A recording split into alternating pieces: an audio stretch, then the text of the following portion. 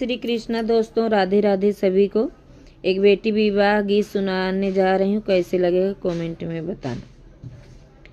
राजा जनक जी के चारे बेटियवा, चारा उबारी कुंवर जी। राजा जनक जी के चारे बेटियवा, चारा उबारी कुंवारी जी।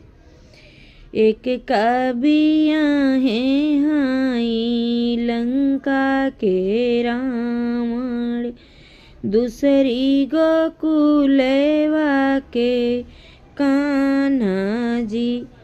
तीसरी कबिया हैं शंकर महादेवा, चौथी का श्री राम जी।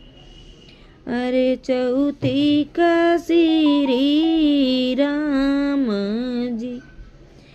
लंका के रावण डंका ले आए, सहनैया गोकुलवा के कान्हा जी। नंदी बायल लामई शंकर महादेवा, सिंदूरा लिया मैं श्री राम जी।